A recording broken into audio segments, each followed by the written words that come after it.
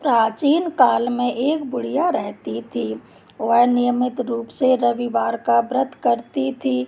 रविवार के दिन सूर्योदय से पहले उठकर बुढ़िया स्नान आदि से निवृत्त होकर आंगन को गोबर से लीपकर स्वच्छ करती। उसके बाद सूर्य भगवान की पूजा करते हुए रविवार व्रत की कथा सुनकर सूर्य भगवान का भोग लगाकर दिन में एक समय भोजन किया करती।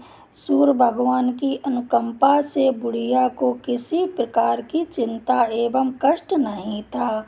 धीरे धीरे उसका घर धन धान्य से भर रहा था। उस बुढ़िया को सुखी होते देख उसकी पड़ोसिन उससे जलने लगी। बुढ़िया ने कोई गाय नहीं पाल रखी थी, अतः वह अपनी पड़ोसिन के आंगन में बंधी गाय का गोबर लाती थी। पड़ोसन ने कुछ सोचकर अपनी गाय को घर के भीतर बांध दिया। रविवार को गोबर न मिलने से बुढ़िया अपना आंगन नहीं लीप सकी। आंगन न लीप पाने के कारण उस बुढ़िया ने सूर्य भगवान को भोग नहीं लगाया और उस दिन स्वयं भी भोजन नहीं किया। सूर्यास्त होने पर बुढ़िया भूखी प्यासी सो गई। प्रातःकाल सूर्योदय से पूर्व उस बुढ़िया की आँख खुली तो वह अपने घर के आंगन में एक सुंदर और गाय बछड़े के साथ देखकर हैरान हो गई। गाय को आंगन में बांधकर उसने जल्दी से उसे चारा लाकर खिलाया।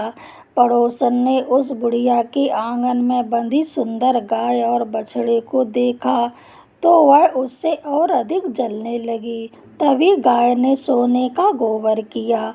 गोबर को देखते ही पड़ोसिन की आंखें फट गईं। पड़ोसन ने उस गुड़िया को आसपास ना पाकर तुरंत उस गोबर को उठाया और अपने घर ले आई तथा अपनी गाय का गोबर वहां रख आई। सोने के गोबर से पड़ोसिन कुछ ही दिनों में धनवान हो गई। गाय प्रतिदिन सूर्योदय से पूर्व सोने का गोबर किया करती थी और बुढ़िया के उठने से पहले पड़ोसिन उस गोबर को उठाकर ले आती थी। कुछ दिनों तक बुढ़िया को सोने के गोबर के बारे में कुछ पता नहीं चला। बुढ़िया पहले की तरह हर रविवार को भगवान सूर्य का व्रत करती रही और कथा सुनती रही। लेकिन सूर्य भगवान को जब पड़ोसन की चालाकी का पता चला तो उन्होंने तेज आंधी चलाई। आंधी का प्रकोप देखकर बुढ़िया ने गाय को घर के भीतर बांध दिया। सुबह उठकर बुढ़िया ने सोने का गोबर देखा, उसे आश्चर्य हुआ। उस दिन के बाद बुढ़िया गाय को घर के भीतर बांधने लगी। सोने के गोबर से बुढ़िया कुछ ही दिनों में बहुत सी धनी हो गई। उस बुढ़िया के धनी होने से पड़ोसन बुरी तरह जल बुझकर राख हो गई और उसने अपने पति को समझा बुझाकर उसे नगर के राजा के पास भेज दिया। सुंदर गाय को देखकर राजा बहुत खुश हुआ। सुबह जब राजा ने सोने का गोबर देखा तो उसके आश्चर्य का ठिकाना ना रहा। उधर सूर्य भगवान को भूखी प्यासी बुढ़िया को इस तरह प्रार्थना करते देख उस पर बहुत करुणा आई।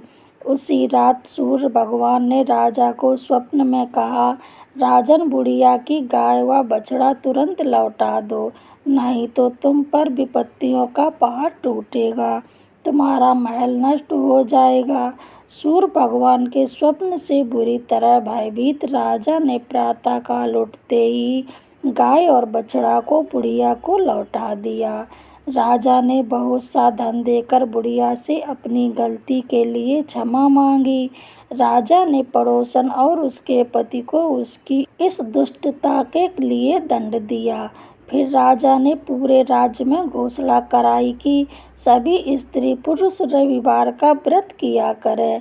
रविवार का व्रत करने से सभी लोगों को खुशहाल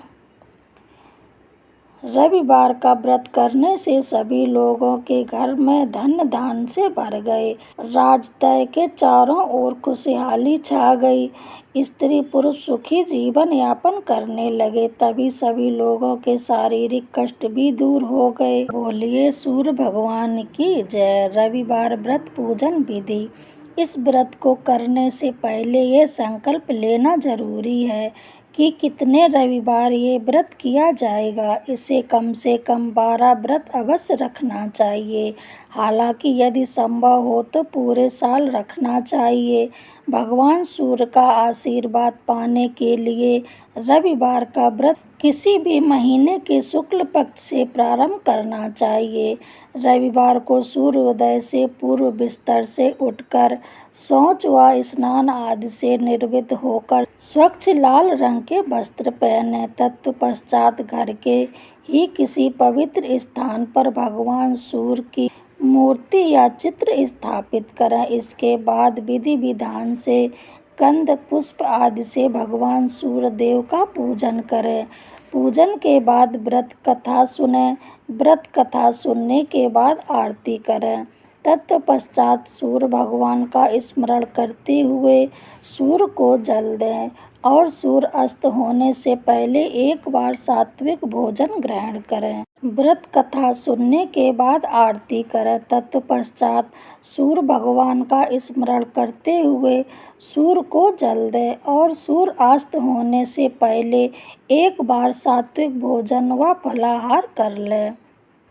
यदि किसी कारणवश सूर्य अस्त हो जाए और व्रत करने वाला भोजन न कर पाए तो अगले दिन सूर्योदय तक वह निराहार रहे तथा फिर स्नान आदि से निवृत्त होकर सूर्य भगवान को जल देकर उनका स्मरण करने के बाद ही भोजन ग्रहण करे। इसमें गेहूं की रोटी, दलिया, दूध, दही और घी का उपयोग अवश्य करें। व्रत रखकर अच्छा भोजन बनाकर खाना चाहिए जिससे आपके शरीर को भरपूर ऊर्जा मिलती रहे।